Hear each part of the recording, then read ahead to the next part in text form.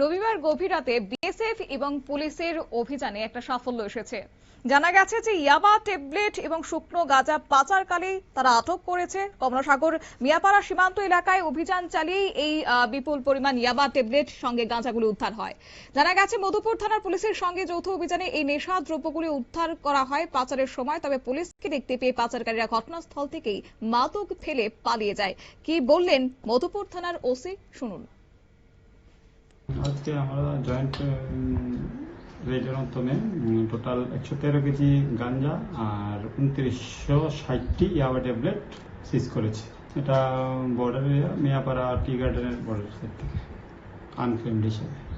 না, কাউকে আটক করা গার্ডেনের মধ্যে এইভাবে ছিল, এগুলো আনক্লেমড হিসেবে ছিল, গার্ডেনের মধ্যে লুকিয়ে রেখেছিল। পাচারের সম্ভাবনাই বেশি পাচারের জন্য।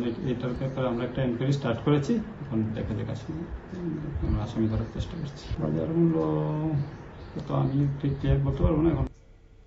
পুলিশের পক্ষ থেকে বক্তব্য আপনারা শুনলেন। এই ঘটনাকে কেন্দ্র করে সীমান্ত এলাকায় নিরাপত্তা আরো জোরদার করা হয়েছে। পুলিশ সূত্রে খবর, আন্তর্জাতিক মাদক পাচার চক্রের সঙ্গে যোগ থাকতে পারে বলেও সন্দেহ করা হচ্ছে। উদ্ধার হওয়া বিপুল পরিমাণ নেশাদ্রব্য বাজেয়াপ্ত করা হয়েছে এবং এর বাজার মূল্য কয়েক লক্ষ টাকা বলে অনুমান। পলাতক পাচারকারীদের খোঁজে শুরু হয়েছে তল্লাশি অভিযান। প্রশাসনের দাবি যে মাদক বিরোধী লড়াইয়ে এমন অভিযান ভবিষ্যতে অব্যাহত থাকবে। তবে প্রশ্ন কিন্তু থেকেই যাচ্ছে, যখন রাজ্যে নেশার বিরুদ্ধে একটা রণকৌশল হাতে নেওয়া হচ্ছে, বারবার অভিযান চালানো হচ্ছে, অন্যদিকে যারা পাচারকারীরা রয়েছেন তাদের দৌরাত্ম্য কিন্তু ঠেকানো যাচ্ছে না। তবে আদৌ কি হবে, আদৌ কি বাস্তবায়ন হবে নেশামুক্ত ত্রিপুরার সেই স্বপ্ন, তা অবশ্য সময় বলবে। উত্তরের অপেক্ষায় রয়েছে রাজ্যবাসী। সংবাদ আপাতত এই পর্যন্তই। পরবর্তী আপডেটের জন্য চোখ রাখুন শুধুমাত্র নিউজ ভ্যানগার্ডের পর্দায়।